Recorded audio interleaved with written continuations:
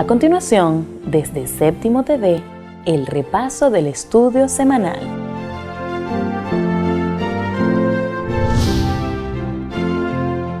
Pablo dijo: si confiesas con tu boca que Jesús es el Señor y crees en tu corazón que Dios le levantó de los muertos, serás salvo. Jesús, tu Creador, hizo todo para salvarte. Su sufrimiento y muerte en la cruz estuvo enfocado en tu salvación eterna. Nadie podría demostrar un amor tan puro hacia ti. Cualquier cosa que digamos del Hijo de David no podrá manifestar todo lo que es y lo que hizo. ¿Quieres aceptar que este Mesías que resucitó y ya venció por ti?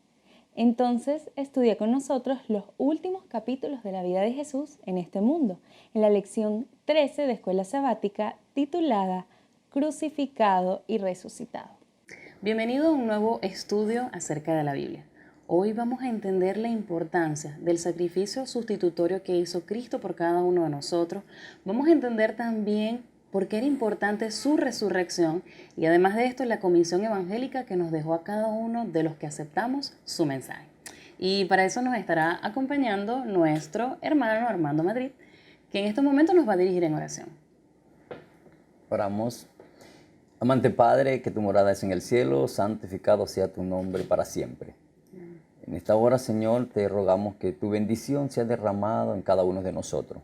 Una bendición especial por este programa, Señor, por esta televisora. Y te pedimos que al realizar en esta grabación, tu nombre sea exaltado para siempre. Amén. Bendiciones que pedimos en Jesús. Amén. Amén. Como siempre decimos, es importante que nosotros entendamos el contexto histórico en el que se está desarrollando en estos últimos capítulos de Mateo. Erika, coméntanos un poco más. Mateo 27 y 28 registran el final de la gran controversia entre el bien y el mal en relación con la humanidad. Jesús venció. Cuando Jesús salió del Getsemaní, parece haber fracasado. Él, que decía ser el Mesías, era llevado y tratado como un criminal. Como los judíos no podían condenar a muerte, Jesús fue enviado a Pilato, quien se lavó las manos después de escuchar el pueblo que pedía que Jesús fuera crucificado. Ellos podían escoger entre Barrabás, cuyo nombre significaba Hijo del Padre, aunque su primer nombre era Jesús, que significaba Dios es mi salvación, y Jesús el Mesías. En ese momento, el verdadero Hijo del Padre tomaría el lugar de un criminal. Luego de torturas y burlas de parte de soldados y del pueblo, Jesús fue crucificado el día viernes. Al morir exclamó: consumado es, que significa pagado por completo. El velo del templo se rasgó y la naturaleza se manifestó, y muchos entendieron que era el Hijo de Dios.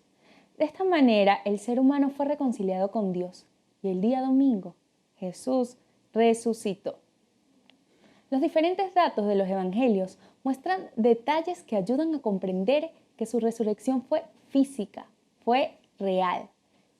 Finalmente, Jesús le da el honor a sus seguidores de ir por el mundo y enseñar a otros lo que Él ya les había enseñado, teniendo paz y confianza al enfrentar la muerte y una recompensa eterna garantizada.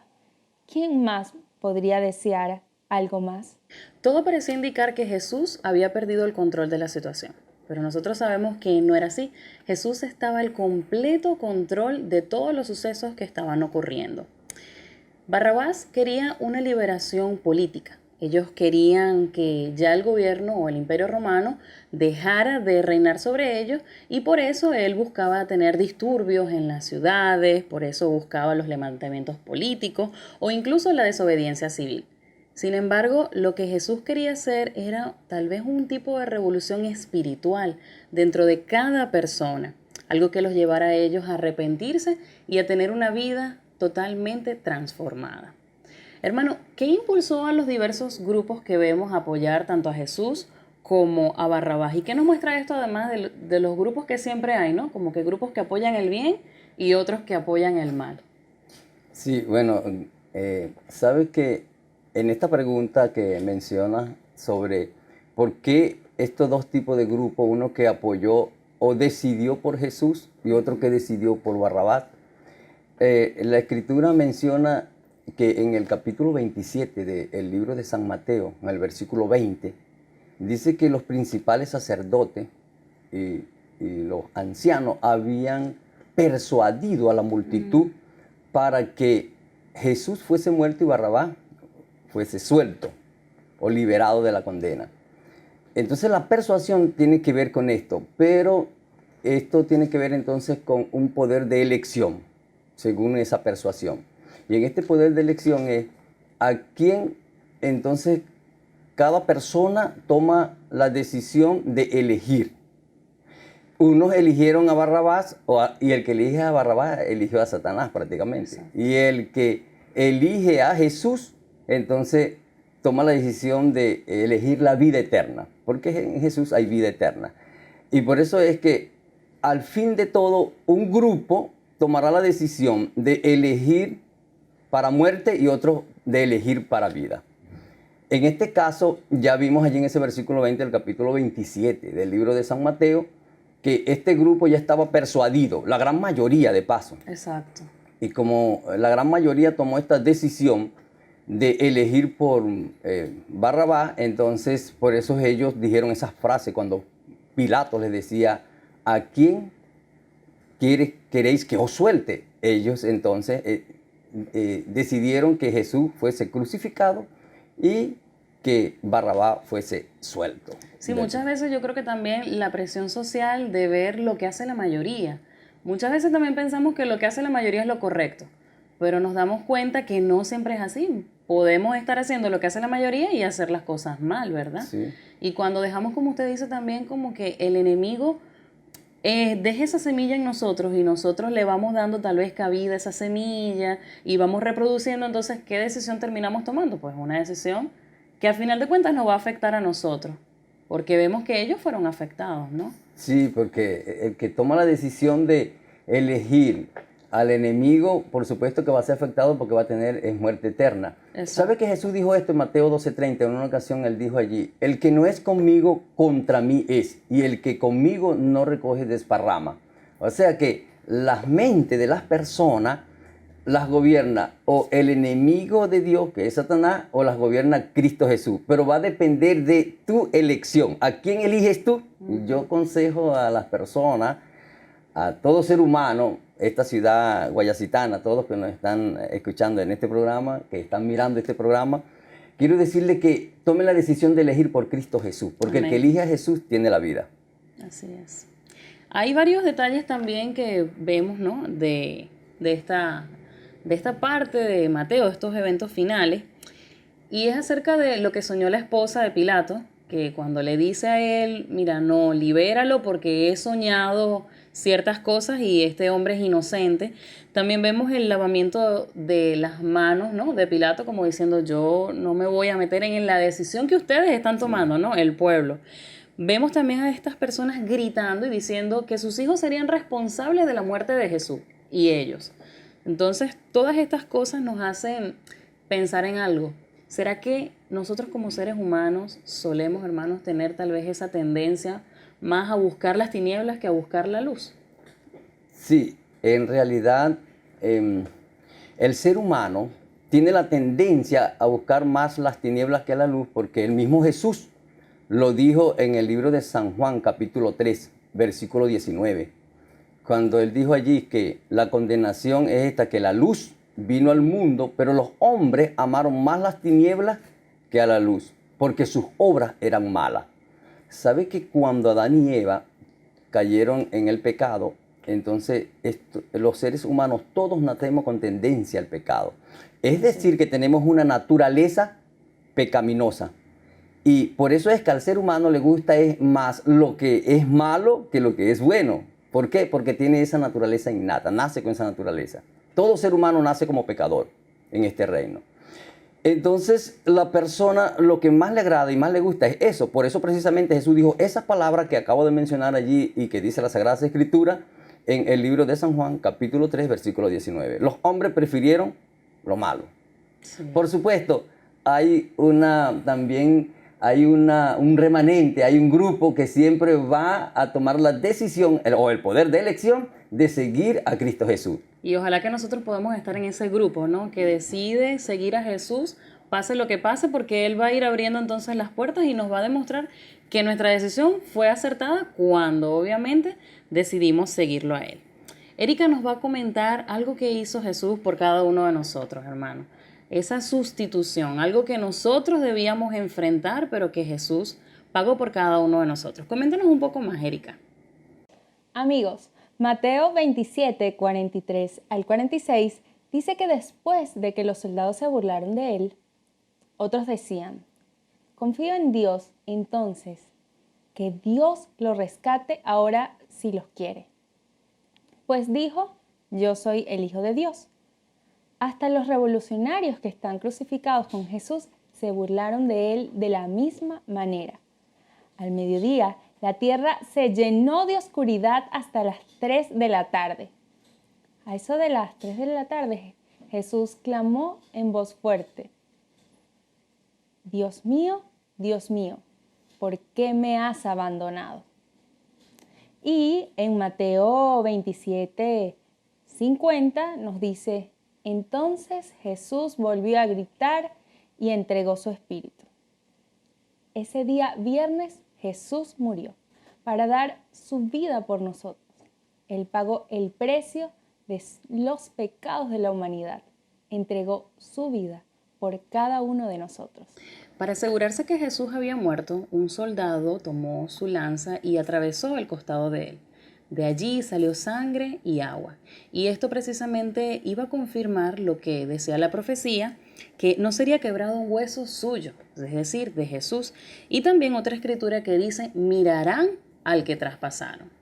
Cuando nosotros vemos todo lo que ocurrió en el momento de la crucifixión, unos episodios bastante tristes y tal vez desgarradores en la vida de Jesús, notamos que algo importante es la separación que él estaba sintiendo de su Padre, es decir, encontrarse alejado por primera vez de su Padre por unos pecados que eran de la humanidad. Hermano, ¿cómo nos hace sentir entonces esa separación de Dios que causa el pecado? ¿Sabes que los teólogos llaman esa separación del Padre hacia el Hijo como el grito de desamparo? Este está basado en el libro de los Salmos, en el capítulo 22, versículo 1, donde dice la palabra o la frase, Dios mío, ¿por qué me has desamparado? Y que esa palabra en el término hebreo es Eli, Eli. Y también en el Nuevo Testamento Marco lo expresa como Eloi, Eloi o Eloí, Eloí, lama sabactani. Dios mío, ¿por qué me has desamparado? Esto tiene una expresión como de alguien que es abandonado cuando precisamente tiene muchas necesidades.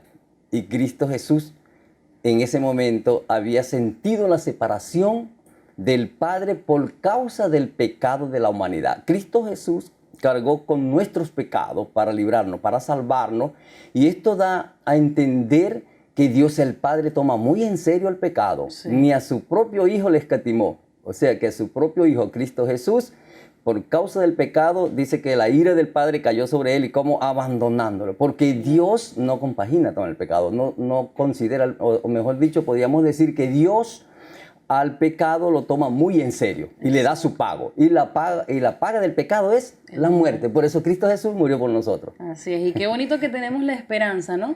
De que Jesús cargó sobre su ser nuestros pecados, ¿no? Porque sabemos que Jesús no pecó en ningún momento. No, una injusticia. Una injusticia. Lo podemos ver humanamente como una injusticia y entonces entregarse de esa manera. Y esa separación, ¿no? De sentir como que su padre no lo escuchaba, como usted dice, en el momento más crítico, en el momento donde tal vez necesitaba más el apoyo, ¿no? Sentir eso es tremendo lo que Jesús tuvo que enfrentar por cada uno de nosotros. Y sabes que en esa parte podríamos decir también que toda persona que rechace a Jesús en la ocasión de la muerte eterna que le corresponde, va a sentir también, va a experimentar lo que Cristo experimentó cuando el Padre le abandonó en esa ocasión.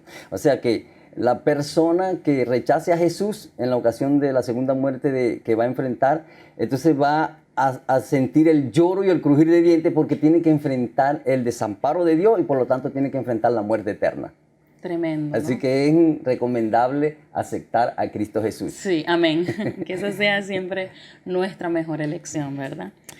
Hermano, ¿usted cree que puede la crucifixión de Jesús generar en nosotros, los pecadores, ¿no? Y todos somos pecadores, un sentimiento tal vez de arrepentimiento o de cambiar nuestro estilo de vida al ver todo lo que Jesús tuvo que enfrentar? Yo creo que sí, porque yo podría decirlo en mi misma persona, como experiencia, de que un día escudriñando la Biblia y estudiando los evangelios con relación a la crucifixión de Jesús, esto causó en mí un cambio. Jesús, a través del estudio de la palabra, de lo que Él hizo por mí, su redención hacia mí, lo que sufrió, lo que soportó, entonces esto hizo de que yo tomara una decisión positiva de aceptarlo y seguirlo a Él, obedecerlo a Él.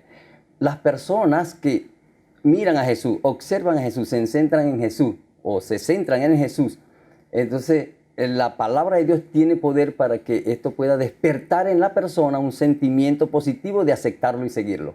Sí, Y y él se lo ganó, ¿no? O sea, se ganó, digamos, ese derecho. Ya Jesús era Dios, de hecho. Jesús siempre ha sido Dios. Siempre ha sido Dios. Sí, Él nunca ha dejado de ser Dios. Él siempre ha sido Dios. Sí, así Él es 100% humano, pero también 100% divino. Creo que es uno de los misterios más grandes, ¿no? Sí. Que nos cuesta a nosotros entender cómo Jesús, siendo Dios, tuvo que seguir siendo Dios en la tierra, pero tomar o adoptar también la figura humana o el sentir como un humano, tener las tentaciones que vimos que afrontó, ¿verdad? Sí. Sin caer en ellas. Y eso también nos muestra a nosotros que como seres humanos podemos acudir a Él y entonces Él nos va a ayudar porque ya pasó por lo que nosotros podemos enfrentar. Incluso yo diría, hermano, que nuestra vida es mucho más sencilla de lo que Jesús tuvo que pasar, de ese sacrificio. Y es como usted dice, cuando nosotros estudiamos un poco la vida de Jesús y vemos precisamente estos últimos momentos de su vida, lo que Él tuvo que soportar por nosotros, que hemos decidido seguirlo, pero lo que tuvo que soportar por las personas que no lo siguen, ¿no? O que toman la decisión, como usted dice, de apartarse de Él, entonces vemos que su amor es grande. Yo creo que yo, digámoslo así, de una manera egoísta, no daría mi vida por alguien que no lo merece, tal vez. Pero gracias a Dios que Él no es como nosotros, ¿no? Sino que da su vida de manera incondicional por cada uno de nosotros, lo aceptemos o no. Sí. Y sabe que en la pregunta que hacía la misma escritura de ese capítulo 27 del libro de San Mateo, en el Evangelio de San Mateo, narra allí sobre el romano el centurión romano, cuando hubo el terremoto, las rocas se abrieron, el velo se abrió, se rasgó el velo en dos. Él mismo dijo esas palabras como, verdaderamente este era hijo de Dios. Exacto. Entonces, eso despertó en él un sentimiento de querer seguir a Jesús, de aceptar a Jesús. Y muchas personas así lo hicieron cuando Cristo estuvo en esta tierra, como el caso de la mujer adúltera, como el caso de la samaritana y muchos, como el caso de María, Lázaro. Todos ellos, esta actitud de Jesús despertó en ellos un sentimiento de quererlo seguir, de aceptarlo, de obedecerlo. Y cuando nosotros aceptamos seguir a Jesús, nuestra vida comienza a cambiar por completo. Por eso es que es la mejor decisión que nosotros podemos tomar en cualquier momento de nuestra vida. Ahora bien, Erika, ¿cómo reaccionó la naturaleza? ¿Qué sucedió en el momento de la muerte de Jesús? ¿Nos puedes comentar un poco más? Inmediatamente después de que Jesús murió, está registrada en la Santa Biblia, en Mateo 27, 51 al 54. En ese momento, la cortina del santuario del templo se rasgó en dos, de arriba a abajo. La tierra tembló, las rocas se partieron en dos y las tumbas se abrieron. Los cuerpos de muchos hombres y mujeres justos que habían muerto resucitaron. Salieron del cementerio luego de la resurrección de Jesús. Entraron en la santa ciudad de Jerusalén y se aparecieron a mucha gente. El oficial romano y los otros soldados que estaban en la crucifixión quedaron aterrorizados por el terremoto y por todo lo que había sucedido. Dijeron, este hombre verdaderamente era el Hijo de Dios.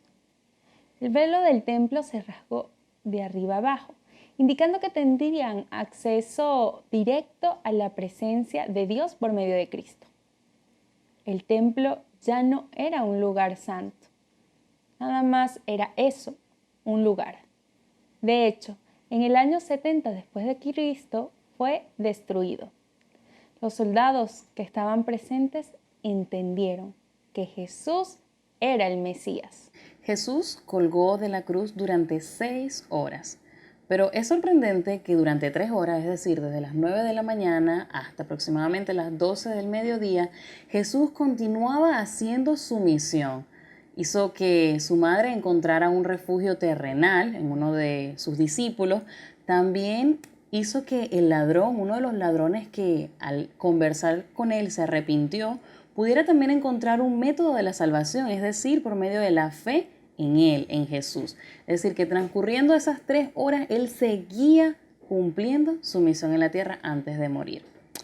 Hermano Armando, cuando nosotros vemos todos estos episodios y vemos que inmediatamente después de la muerte de Jesús o en ese momento, el velo del templo dice que se rasgó, vemos también el grito de soledad de Jesús, sus últimas palabras, y que muchas tumbas fueron abiertas y entonces resucitaron las primicias, lo que conocemos en la Biblia como las primicias. ¿Qué significaron esta serie de eventos que rodearon, digamos, la muerte de Jesús? Sí, bueno, primeramente el velo rasgado del templo de arriba a abajo, en dos. Recordemos que el velo era la cortina que separaba el lugar santo del lugar santísimo. Sí. Y que porque en el tabernáculo existía esa cortina para separar esos dos lugares. Eso lo registra la Sagrada Escritura en Éxodo, el capítulo 26, versículos 31 al 33. Y que lo que estaba indicando esto era que cuando dice que fue rasgado de arriba abajo, era que no estaba siendo intervenido esto por mano humana, sino por mano divina, de Dios mismo. O sea, que esto también decía que Jesús era Dios, ¿no? Jesús reiteraba. Que pues Jesús es Dios. Exacto. Sí, eso estaba reiterando que Jesús es Dios. Además de esto, está diciendo que está culminando con ese rasgado del velo en dos, estaba culminando, terminando el servicio de sacrificios o de holocausto o de animales que se realizaba y se hacía para, estos corderitos se hacían para, o señalaban, o apuntaban, o señalaban la venida del Mesías, de Cristo Jesús a la tierra, para la remisión del pecado del hombre, que es el verdadero de Dios, el verdadero Cordero de Dios que quita el pecado del mundo. Como lo dijo Juan en una ocasión en el capítulo 1, versículo 29, hablando de Jesús, dijo, he aquí el Cordero de Dios que quita el pecado del mundo. Entonces, ese velo rasgado en dos allí, lo que estaba era terminando ese servicio de holocausto, porque ya Jesús había venido en lugar de ese cordero como el verdadero cordero que sí quita el pecado. En el mismo libro de Hebreos, capítulo 10, creo que en el versículo 4, dice claramente que los toros y la sangre de los machos cabríos no pueden limpiar verdaderamente o literalmente del pecado. En cambio, la sangre preciosa de Cristo Jesús sí nos puede limpiar del pecado. Así que entonces, en estos días conversaba con una persona que llegó a bautizarse allí en la iglesia de Castillito, su nombre es Janet y su esposo Teodoro. Ellos se bautizaron y se entregaron y me hacían preguntas porque habían estado escudriñando las Escrituras, pero ellos me decían que si la ley moral no estaba abolida. Yo les decía que no, que lo que estaba abolido era esa ley ceremonial y que ese mismo velo rasgado en dos simbolizaba eso. Claro. Simbolizaba de que ya entonces el servicio de rituales quedaba eliminado. Es la ley ceremonial la que está eliminada, abolida. No es necesario estar matando cordero. Ahora tenemos acceso directamente al trono de la gracia. Eso lo dice Hebreos capítulo 4, versículo 15 en adelante y el 16, cuando dice, porque no tenemos un sumo sacerdote que pueda compadecerse de nuestras debilidades, sino de uno que fue tentado en todo, según nuestra semejanza, pero sin pecado. Y luego dice, sin pecado. Y luego dice, acerquémonos pues confiadamente al trono de la gracia para alcanzar misericordia o hallar misericordia y para el oportuno socorro. O sea que tenemos acceso directo ahora al trono de la gracia por medio de la oración ante el Señor. Así que no tenemos que estar sacrificando animales ya. Gracias a Dios, ¿verdad? Dios usó esta forma de manera que los judíos pudieran entender qué era lo que Jesús iba a venir a hacer a este mundo, ¿verdad? Sí, ¿Cuál era ese sacrificio que Jesús tenía que hacer? Pero ellos sabían que eso iba a llegar un momento donde esos rituales o ese ritual iba a tener que llegar a su fin, ¿no? Precisamente con esto. Muchas de las personas que vieron todos los sucesos, pues aceptaron a Jesús y aceptaron que ya ese ritual, digamos, quedaba abolido, como usted nos está comentando. Y es lo que debemos tal vez hacer nosotros. Tal vez nosotros no tuvimos que sacrificar a ningún cordero, pero sí sabemos que sobre nosotros están esos pecados, ¿no? Y la única manera entonces de nosotros poder liberarnos de la culpa, de lo que hemos hecho, es obviamente accediendo a Jesús, ¿no? Aceptando a Jesús como nuestro Salvador. Y por supuesto, al aceptarlo hay que obedecerlo. Exactamente, obedecer su ley, ¿verdad? De los 10 mandamientos, sí, que es inmutable. Y creo que esa pregunta que me hacía Cintia, creo que era como 3 en 1. Hablaba del grito de desamparo. Y de la resurrección también. Y también de la resurrección, las primicias. El grito ya lo explicamos también en una parte allá atrás donde decíamos que ese grito de desamparo tenía que ver con que Jesús cargó el pecado de la humanidad. Exacto. De hecho, el corderito cuando era sacrificado, el simbolismo era que el cordero llevaba los pecados al cordero. Sí. Entonces Jesús cargó con los pecados de la humanidad. Y luego dice, sin embargo, que en la ocasión de su crucifixión, cuando hubo ocurrió pues el oscurecimiento en ese día, en toda la tierra, hasta la hora 9, dice, o 3 de la tarde, pero sin embargo dice que también muchas tumbas de los que habían fallecido se abrieron. Y se partieron las rocas. Este tipo de cuestión narra la Escritura allí. Pero sabes que esa gente, por supuesto, no resucitó ese día viernes cuando Cristo fue crucificado, sino que ellos resucitaron en la resurrección de Cristo el domingo, en horas de la mañana del domingo. Es un dato interesante. Interesante. Ahora, ¿qué nos trae esto? Esto nos trae a la humanidad, a los seres humanos, nos trae un motivo o una causa de esperanza en el Señor. Hay esperanza de salvación en Cristo Jesús. Amén. Porque si Cristo, dice el apóstol Pablo, no hubiese resucitado, entonces ahí sí la fe del cristiano sería vana. Como en vano, sí. Exactamente. Pero Cristo resucitó de los muertos. Por lo tanto, nuestra fe es una fe fidedigna, confiable, segura. ¿Por qué? Porque Cristo resucitó de los muertos. Cristo venció la muerte. Y si Cristo resucitó, entonces los que siguen a Jesús y llegasen a morir en esta tierra, tienen la plena seguridad y confianza de que Cristo Jesús les va a resucitar y les va a dar vida eterna. De hecho, eso lo explica la Sagrada Escritura en la carta de Primera de Tesalonicenses, capítulo 4, versículos que están desde el 13 al 18, cuando el apóstol Pablo dice: tampoco queremos que ignoréis acerca de los que duermen, para que no os entristezcáis como los otros que no tienen esperanza. Porque si creemos que Jesús murió y resucitó, así traerá Dios con Jesús a los que durmieron en él. Por lo cual os decimos esto en palabra del Señor, que nosotros que vivimos, que habremos quedado hasta la venida del Señor, no precederemos a los que durmieron. Y luego dice, en el versículo 16 de ese capítulo 4 de Primera de Tesalonicenses, dice: porque el Señor mismo, con voz de mando, con voz de arcángel y con trompeta de Dios, descenderá del cielo. Y los muertos en Cristo resucitarán primero. Ahí está la garantía. Sí, ahí está la garantía. La resurrección de Jesús da garantía al ser humano que acepta a Jesús para ser resucitado si llegase a morir en esta tierra. Amén. En la ocasión de su segunda venida. Y luego dice el apóstol, porque en esa ocasión él estaba vivo, él decía: luego nosotros que vivimos, él va a tener que resucitar. Él decía eso porque estaba vivo, pero ahora murió, él tiene que resucitar. Y dice el versículo 17, el apóstol dice: seremos arrebatados juntamente con ellos en las nubes para recibir al Señor en el aire, y así estaremos siempre con el Señor. Y sabes, Cintia, que esto es importante recordarlo y decirlo a los hermanos. Sí. El versículo 18 dice: por tanto, alentaos los unos a los otros con esas palabras. Maravilloso. Lo más importante es eso, hermano. Nosotros en este mundo tendremos que enfrentar tal vez la desaparición física de alguien, de un ser querido, de un amigo, de algún familiar. Pero si esa persona ha dormido en Jesús, confiando precisamente en esto, en que Jesús resucitó, en que esas primicias también formaron parte de los que resucitaron por Jesús, por su sacrificio, porque es Dios, entonces ya nosotros tenemos esa esperanza, aunque el dolor esté en nosotros, porque no estamos viendo a la persona, o mientras estemos en este mundo, pero sabemos que cuando Jesús regrese, vamos a poder compartir nuevamente con ella, ¿no? Y como lo decía también, ¿verdad? Lo dice la Biblia, porque para mí el morir es ganancia, cuando estamos en Jesús únicamente. Entonces, nosotros prepararnos también para que junto con esas personas que han descansado con Jesús, podamos nosotros recibirlo si nos toca ver su segunda venida a nosotros, ¿no? Por supuesto. Si tenemos ese privilegio, claro, ¿no?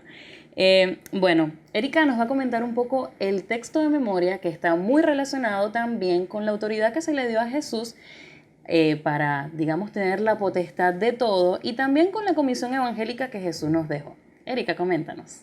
Las Sagradas Escrituras en Mateo 28, 1 al 6 dice: El domingo por la mañana temprano, cuando amanecía el nuevo día, María Magdalena y la otra María fueron a visitar la tumba.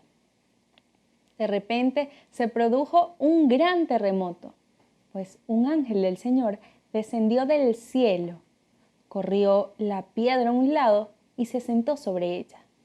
Su rostro brillaba como un relámpago y su ropa era blanca como la nieve. Los guardias temblaron de miedo cuando lo vieron y cayeron desmayados por completo. Entonces el ángel les habló a las mujeres. No teman, dijo. Sé que buscan a Jesús, el que fue crucificado. No está aquí. Ha resucitado tal como dijo que sucedería. La mayoría de las personas han escuchado que Jesús estuvo en este mundo y murió, pero pocos reconocen que Él resucitó. Y sin esta doctrina no puede haber fe cristiana. Podemos ver la resurrección como una propaganda sentimental escrita por unos seguidores de Jesús para mantener viva su memoria, o aceptarla literalmente como el informe de un hecho extraordinario. Por otra parte, el texto clave del estudio está en Mateo 28, 18, 19, que nos dice: Jesús se acercó y dijo a sus discípulos: Se me ha dado toda autoridad en el cielo y en la tierra. Por lo tanto, vayan y hagan discípulos de todas las naciones, bautizándolos en el nombre del Padre y del Hijo y del Espíritu Santo. Siendo que Cristo conquistó la muerte, el cielo lo invistió de autoridad sin paralelo. Esta gran comisión se centra en reunir discípulos que respondan y acepten el llamado, porque no hay nada mejor que lo que Cristo hizo en el Gólgota. Alguien dijo, la resurrección no lo es todo. La resurrección es lo único.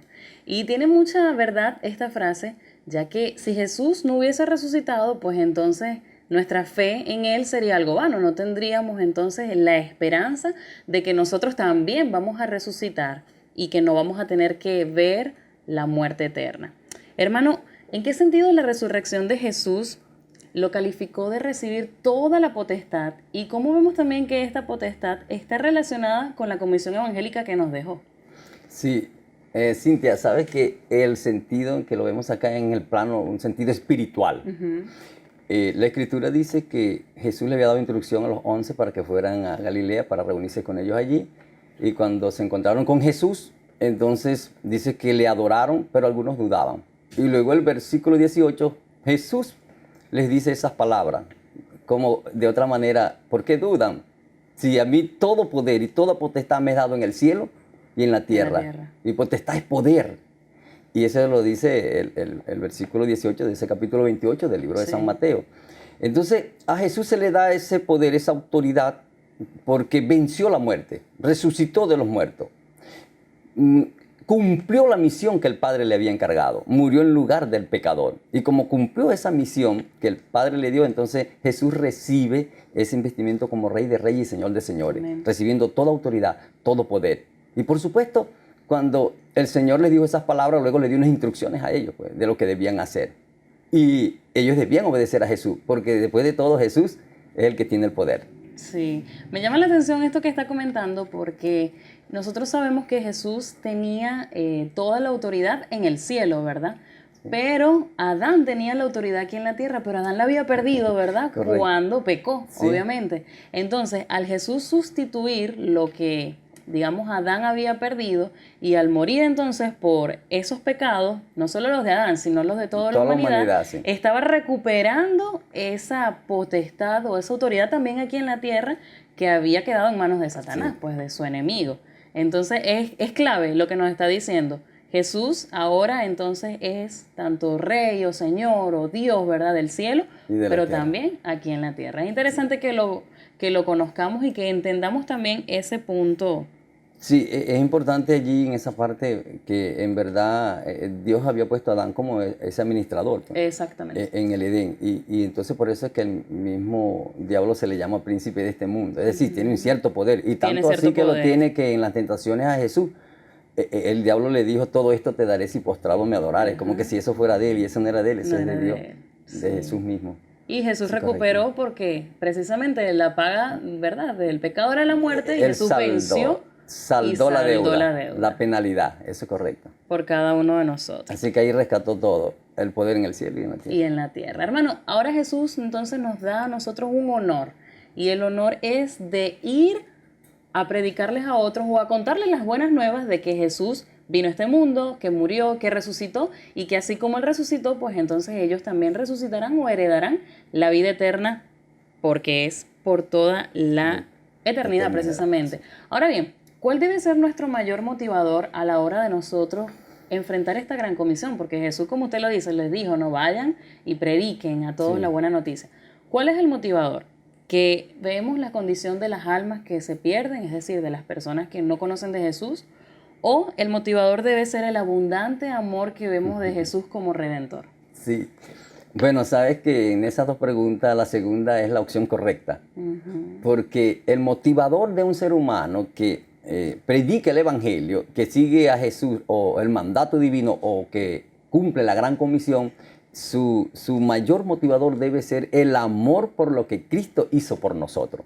Es decir, Jesús dejó todo en su trono de gloria para venir a esta tierra, hacerse un hombre, ser maltratado, vituperado, burlado. Así que Él enfrentó todas estas cosas con un plan, un propósito, redimirnos a nosotros del pecado. Eso es lo que debe motivar a toda persona para predicar el Evangelio que Jesús le pidió a los discípulos en aquella ocasión, en el capítulo 28 del versículo 19 hasta el 20, cuando les dijo, id y haced discípulos a todas las naciones, bautizándolos en el nombre del Padre y del Hijo y del Espíritu Santo, enseñándole que guarden todas las cosas que os he mandado, y aquí yo estoy con vosotros todos los días hasta el fin del mundo. Así que el motivador para predicar el Evangelio debe ser ese, el amor que Cristo tuvo para con nosotros, el darnos su vida para rescatarnos del pecado. Ese debería ser. Así que ahora, cuando Él le da esa instrucción a los discípulos allí, en la exégesis del texto estaba para ellos allí, pero toda persona que acepta a Jesús como su Salvador personal también debe estar involucrado en predicarle el Evangelio a su semejante, a otras personas, para que también conozcan a Jesús, puedan aceptar a Jesús y también Jesús les dé la salvación. Es decir, que nosotros también, Cintia, estamos involucrados. Sí, porque somos sus seguidores, ¿no? Somos sus Al discípulos. final de cuentas, también. somos sus discípulos, exacto. Sí, correcto. Y hay muchas formas de también nosotros predicar, ¿no?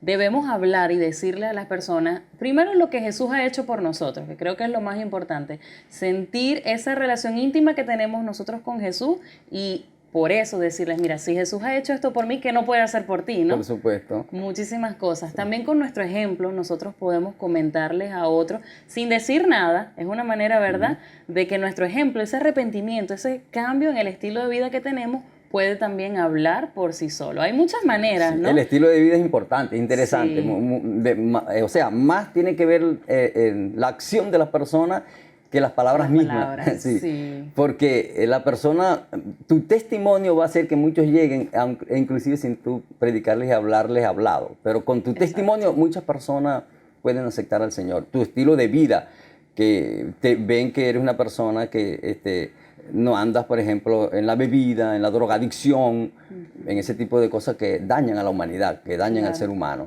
Y que la persona anda haciendo buenas obras como las que el Señor hizo en esta tierra, el ejemplo que Él nos dio, eso debemos hacerlo. Sí, cuando nosotros vemos tal vez una persona que ha cambiado su vida y que tal vez era de una manera y ahora vemos, oye, cómo se comporta, es una persona más íntegra, más dedicada, decimos, no, esto tiene que ser algo divino porque el ser humano por sí solo, ¿verdad?, cambiar es muy difícil.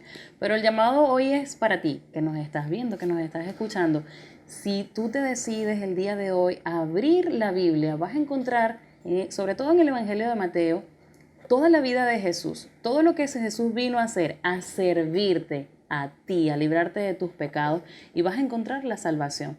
Y ese es nuestro deseo, ¿no? En este día, que cada una de las personas puedan encontrar en Jesús la salvación que nosotros ya por fe hemos aceptado. Correcto, ¿Sí, la salvación y la vida eterna. Ese es lo más importante para el ser humano. Por eso Jesús vino a morir por la humanidad, para salvarnos del pecado, para librarnos de las garras de la muerte, del maligno. De hecho, cuando Jesús vino a esta tierra y murió y aquellas personas fueron resucitadas, las primicias que menciona allí, eso da un ejemplo o da una enseñanza bíblica allí de que muchas personas en este mundo están atados por las ligaduras de Satanás, del diablo. Sí. De hecho, una de las cosas fuertes allí tiene que ver con la muerte. Pero usted sabe, un día Cristo viene y elimina la muerte, elimina el pecado, y porque la muerte vino por causa del pecado. Pero al eliminar el pecado y eliminar el autor del pecado, que es Satanás, exacto, elimina la muerte también. Por eso él dice, sorbida será la muerte en victoria. Porque Jesús la eliminó. Y por eso es que las personas que acepten al Señor tendrán entonces en un futuro una buena, o podríamos decir que esto es una buena información, una buena noticia, tienen la oportunidad de vivir eternamente con el Señor, para siempre. Así que es interesante, es importante que nosotros tomemos la decisión de aceptar a Cristo como nuestro Salvador. Por lo menos las personas en este momento que nos escuchan, que están viendo este programa, mi consejo para ustedes es acepta a Cristo como su Salvador personal. Bien.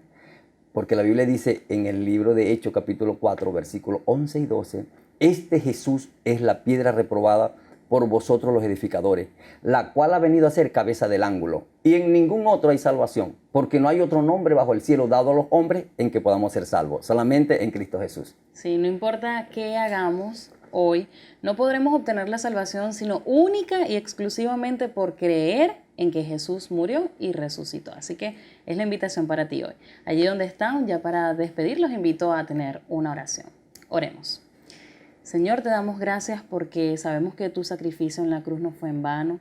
Te damos gracias porque Jesús vino a este mundo a morir por nosotros y a resucitar, Señor, para darnos la esperanza de que si descansamos en ti, vamos a poder resucitar también. Y si no, cuando tú vengas y tengamos el privilegio de verte bajar en las nubes, entonces podremos ir con aquellos que durmieron descansando en ti a morar por la eternidad a tu lado.